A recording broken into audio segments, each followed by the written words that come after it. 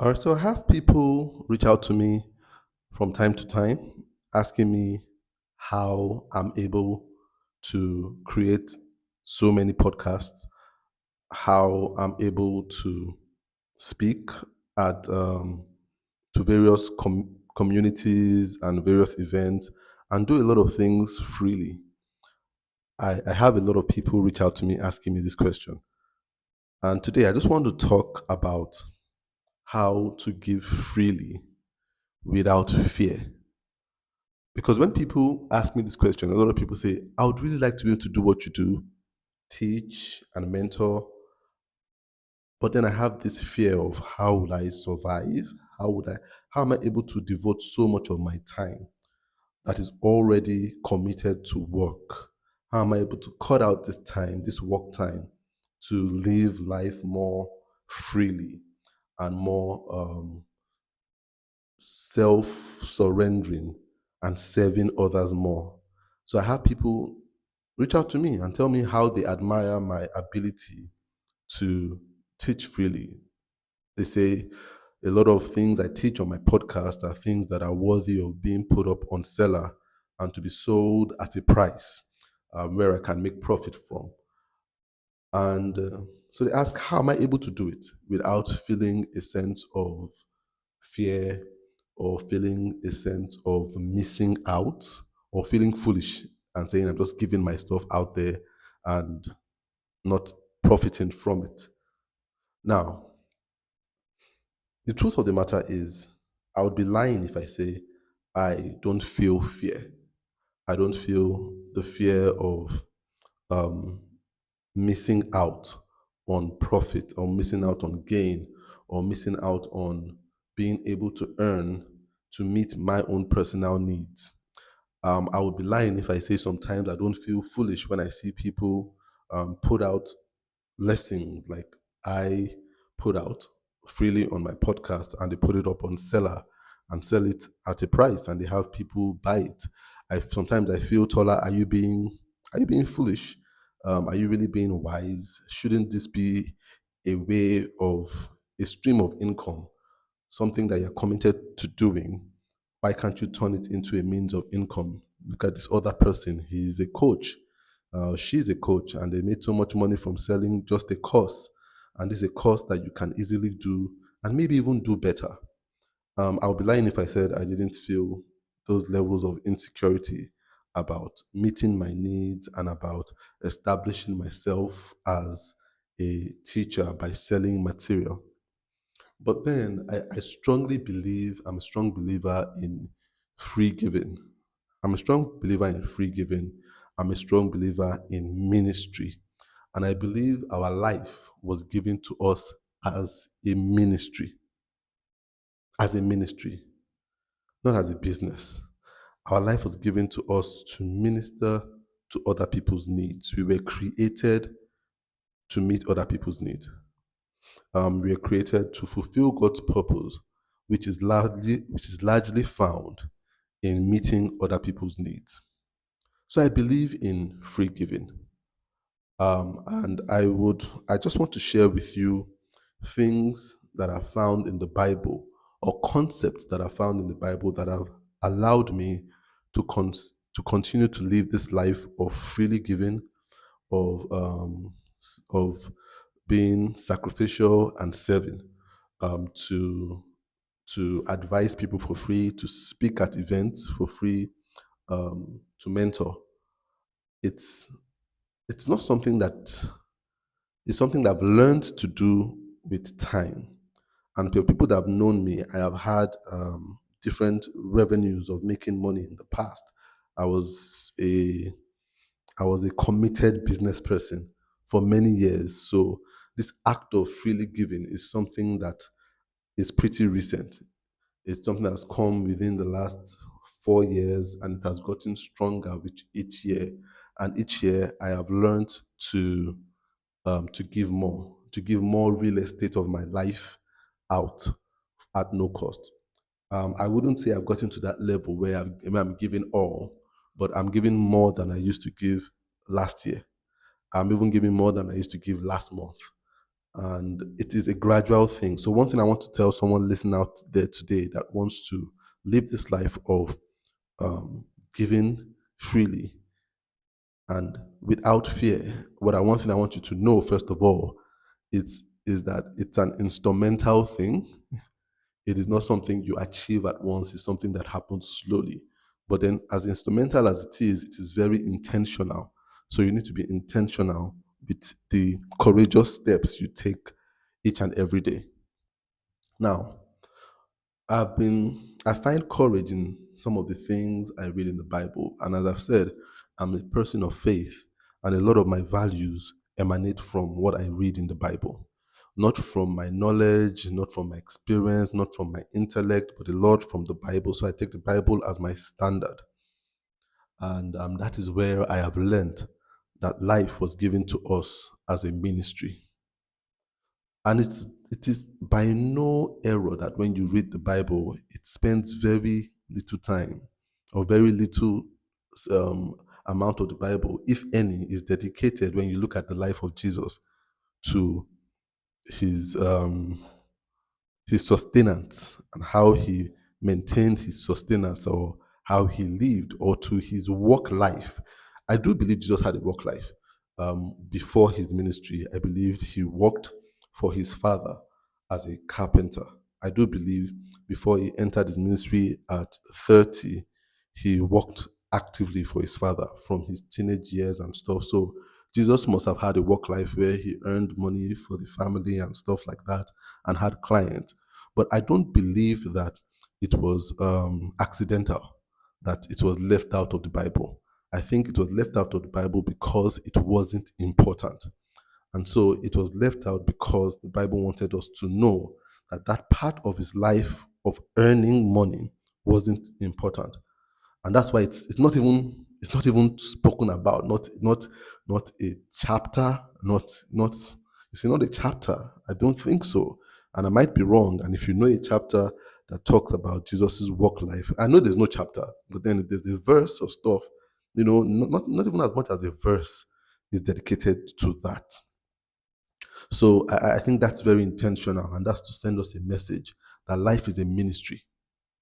Our life is going to be judged by our ministry, not by our business, not by the business we do or by our earnings.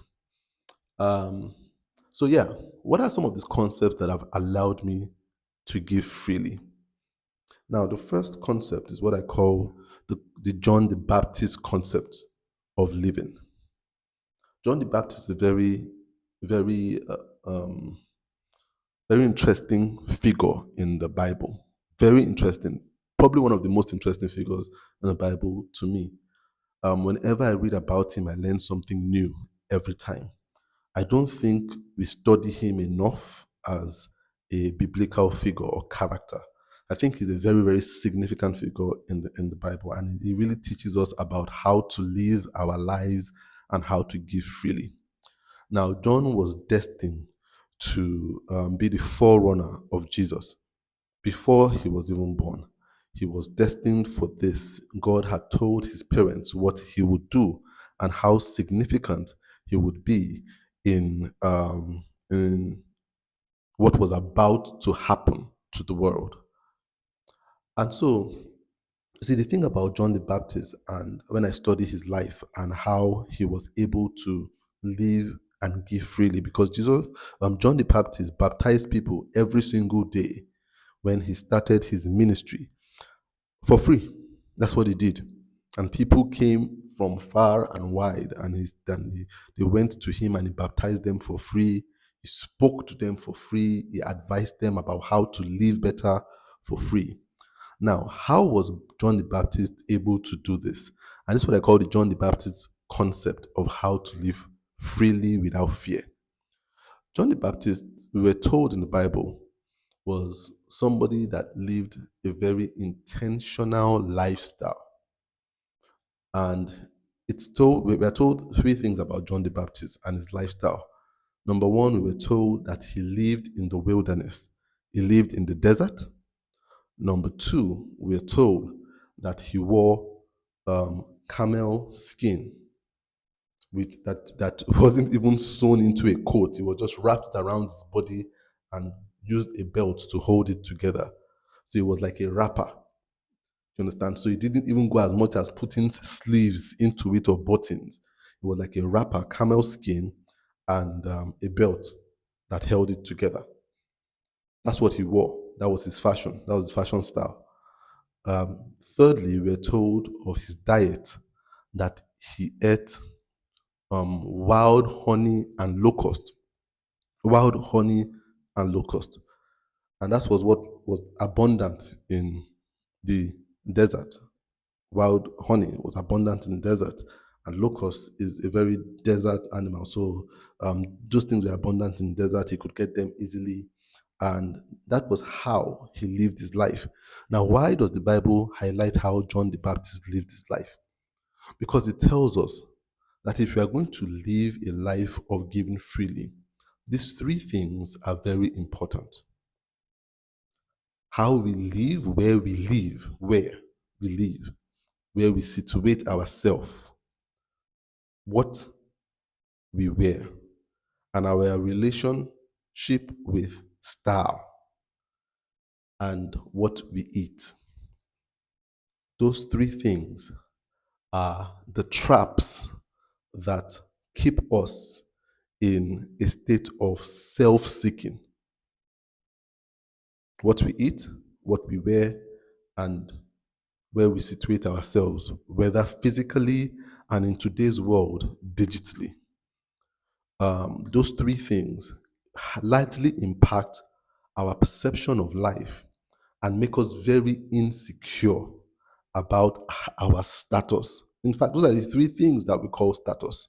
Those three things: our ability to afford some kind of food, our ability to live in particular places or to show some particular kind of situate ourselves with particular people, and what we wear.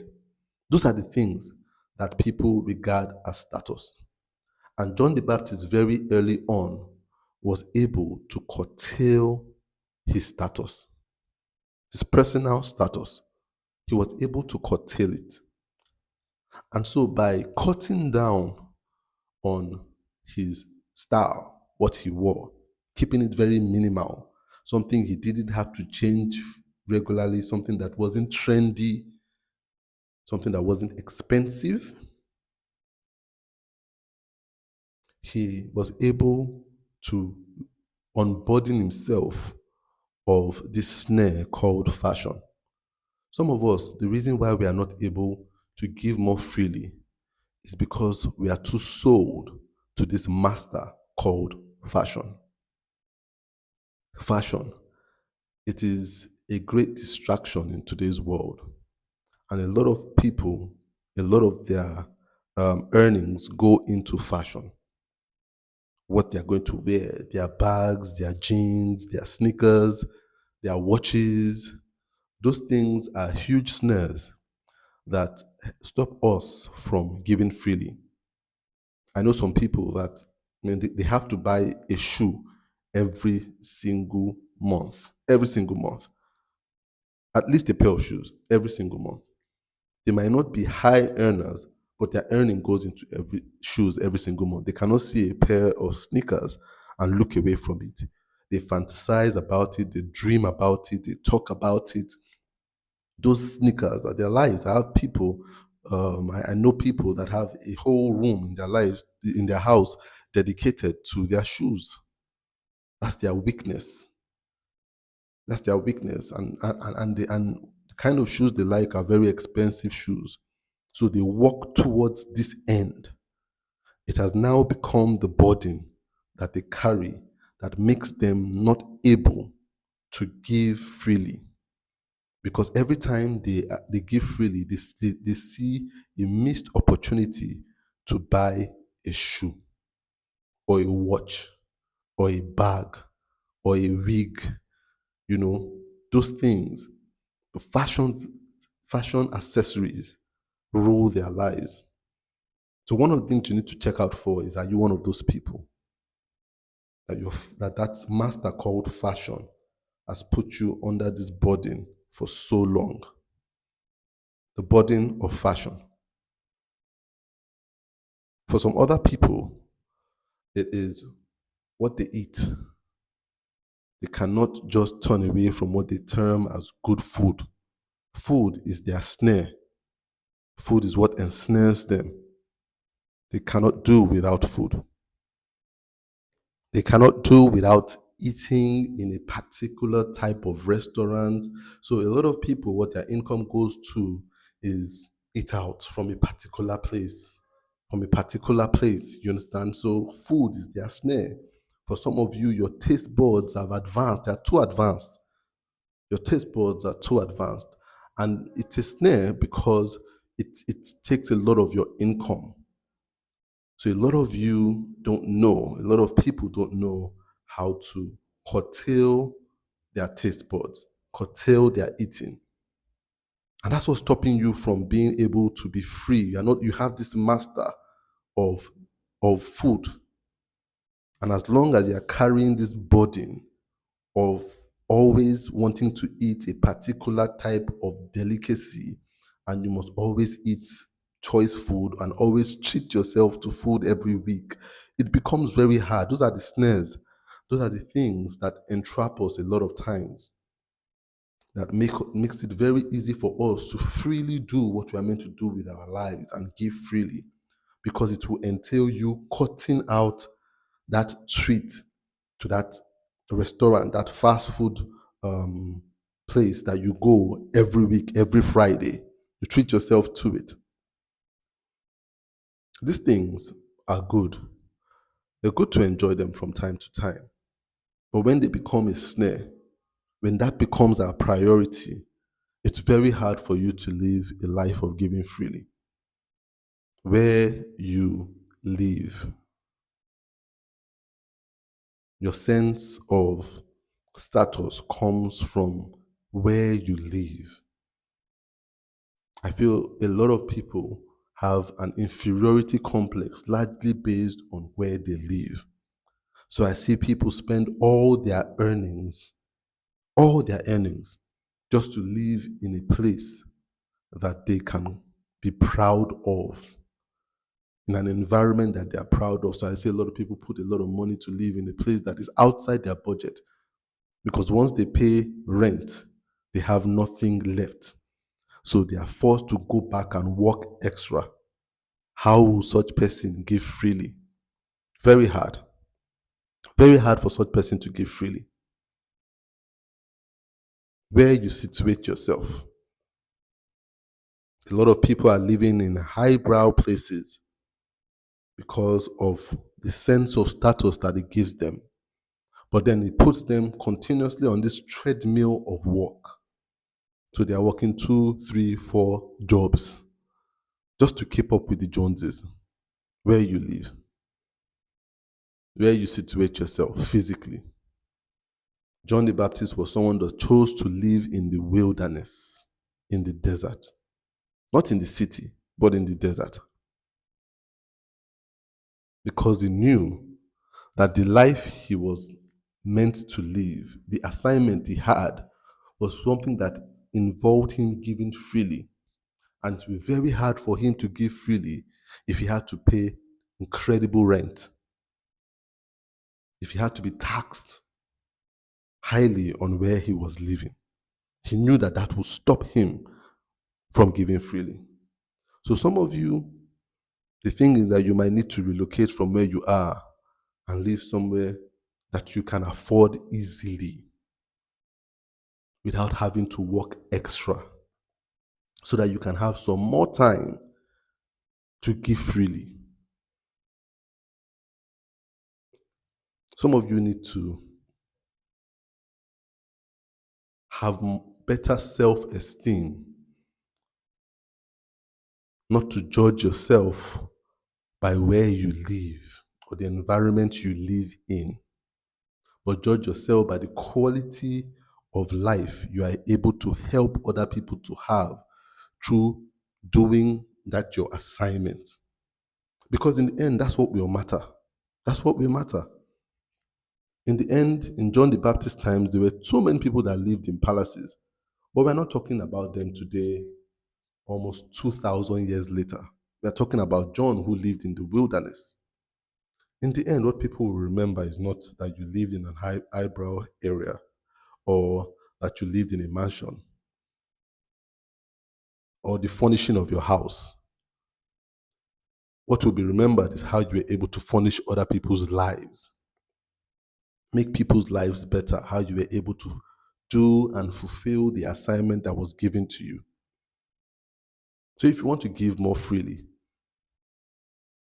you need to free yourself from the master called fashion, style, the master called food, and the master called location,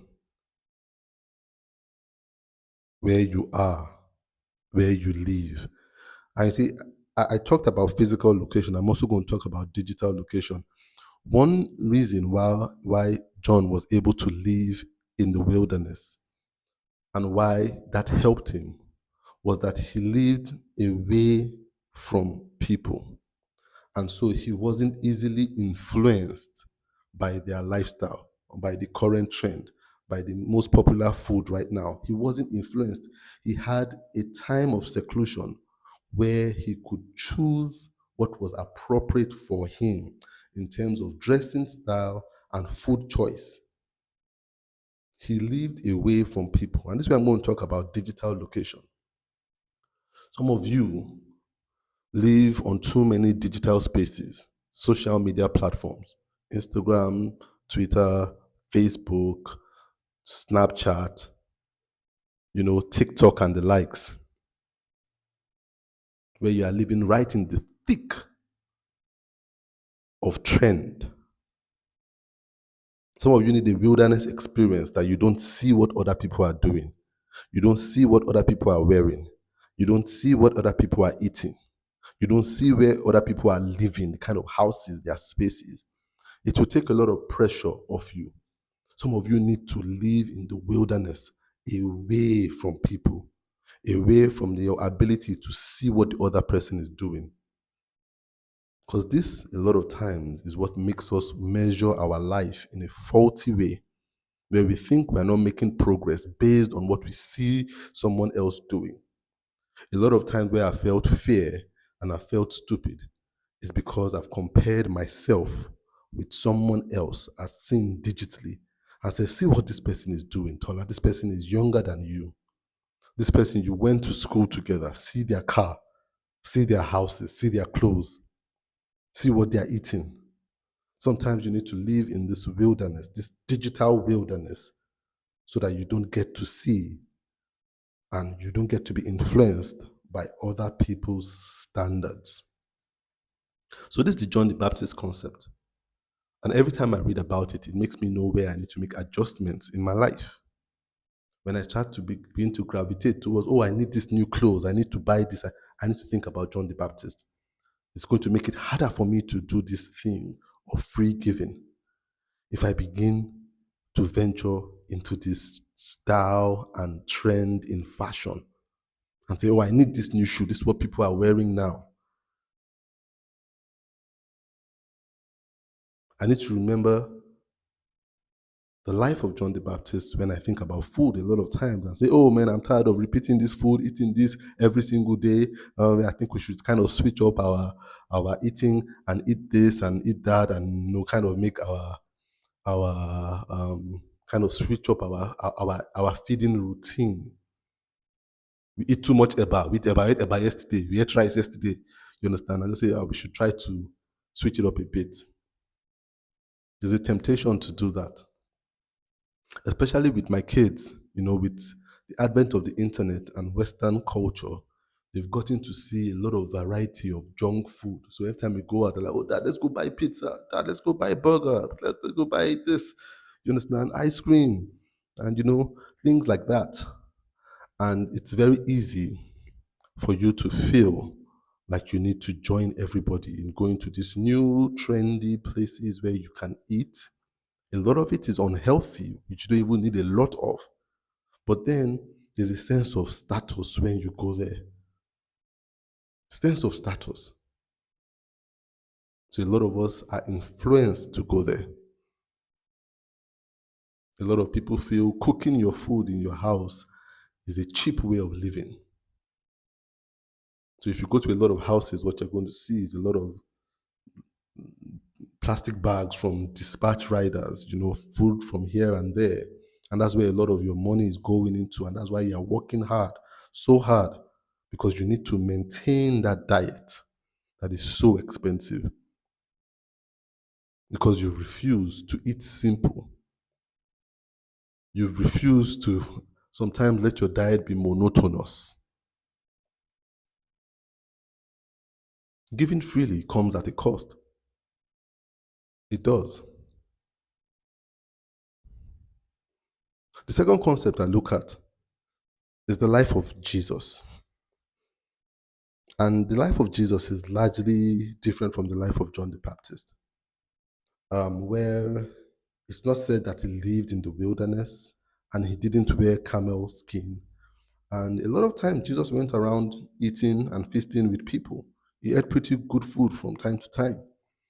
This is a concept that also helps us to give freely. But then, how was Jesus able to give freely, even if he wasn't that man that did what John the Baptist did? Now, this is the second concept we look at, where Jesus just went about doing good. Doing good without any form of bias. He did good everywhere he went, to everyone he met that was willing for him to do good to them. That's another way of living freely.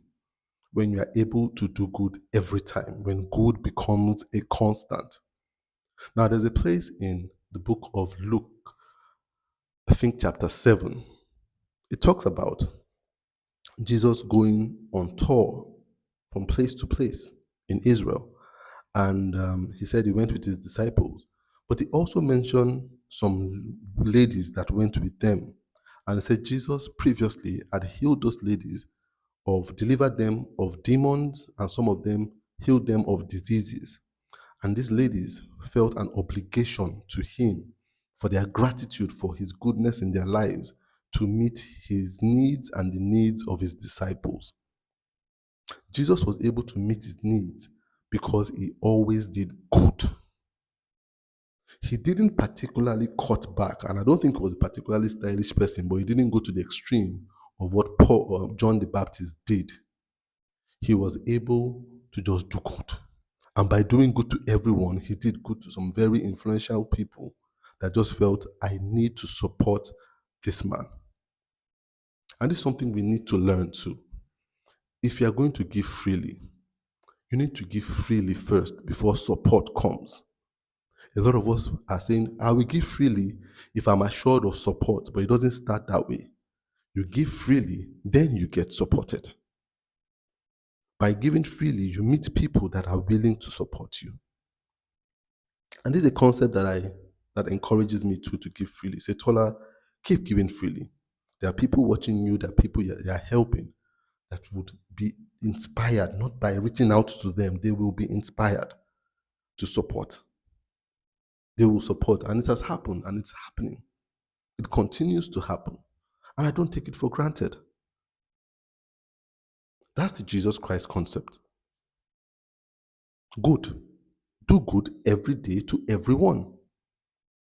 Sometimes you do good to some people who seem like nobody today, and tomorrow they're someone, and they don't forget that you did good to them. But a lot of us are too biased with our doing good. We are too strategic with our doing good. So we don't give freely. And sometimes we give freely to the people that we expect to get something from. That is a tainted, corrupted way of giving. A lot of times, what you get is disappointment at the end of the day. The Jesus way of giving was the way of giving freely to everyone. He gave to the widow freely. He gave to the centurion freely. He gave to the best and the highest in society freely. And he gave to the worst and the lowest in society freely. He did good everywhere he went. And by so doing, he was able to win the hearts of some people who said, I will support by my own personal means the ministry of this man. So that's the second concept. The third concept is that of the early church, where they were able to give freely because they had a community of people who had interest in each other. The early church, they were able to give freely because they were a community. So it was said about the early church that no one had too much and no one had too little. They shared everything they had. There was a common pool, community. A sense of community allows us to live and to give freely. When you know that someone else has your back. If someone does well, everybody does well. That was the concept of the early church. Everybody looked out for the other person. So nobody lacked anything. And by so doing, they were able to free themselves to do the ministry of God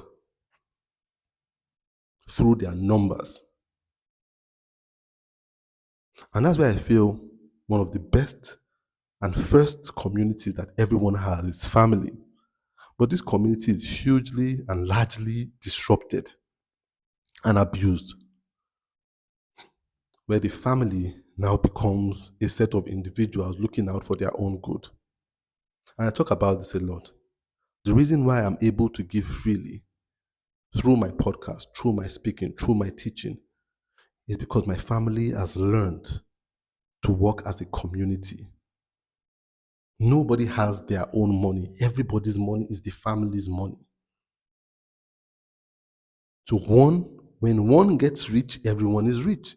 When income comes through one, it comes to all. Some families are too competitive. So people do not live together. Husband and wife have their own money. They're in competition, not in union.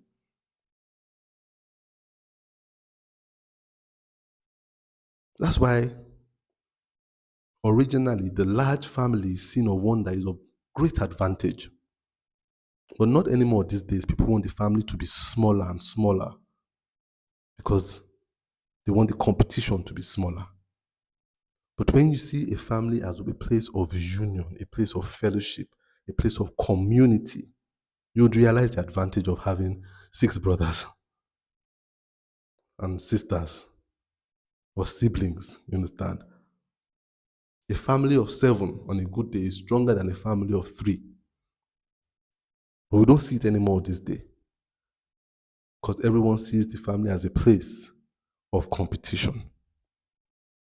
But it's a place of union where everyone donates. One person puts 100,000, another person puts 100 naira. In the end, it belongs to all to meet the needs of each and every person. So my family has been a great means of allowing me to give freely. When I have speaking engagements where I'm paid, it comes to the family. When my wife has jobs that comes to her, it comes to the family. When my kids are given gifts, financial gifts, we don't say it's just given to them and put in one account for them in the future. It comes to the family. It's the family pool. It's a community. So the success of one is success of every person.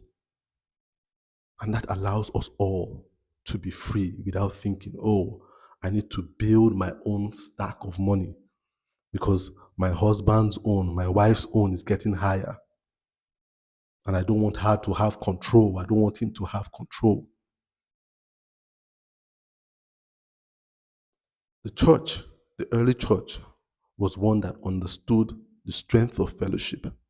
It's very, very unfortunate that that strength is being broken today.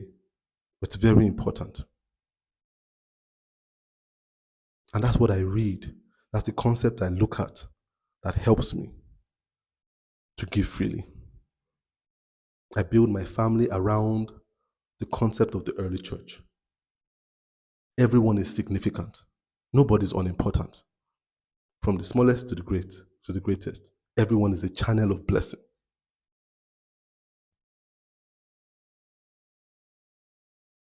My youngest son is just as important as I am. He's a channel of blessing. When we pray that God will bless him. We don't say he's too small to be blessed. We pray that God will bless him.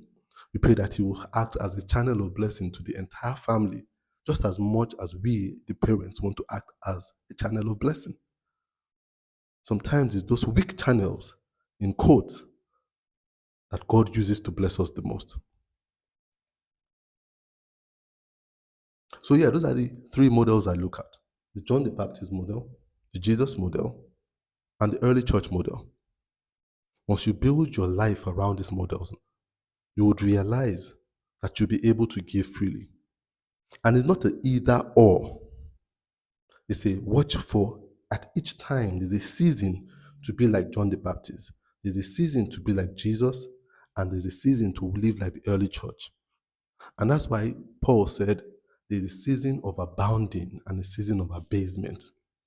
The John the Baptist season is a season of abasement. Cut down, restrict. The Jesus Christ season is a lot of abounding there. You understand? Trust God. He will bring some people your way that will bless you with more than you can ever think. The early church sometimes can be abounding, where everybody just needs to pull their resources together and manage it. It can be abasing, where everybody seems to pull their resources together and just manage it. It's small, but it's enough for all of us. And sometimes it's abounding. It comes in through all the channels at the same time. But I would advise us all to look at these models. And this will teach us how to give freely without fear. My name is Tola T.A. Alabi, and you've been listening to my podcast, ProUp Masterclass.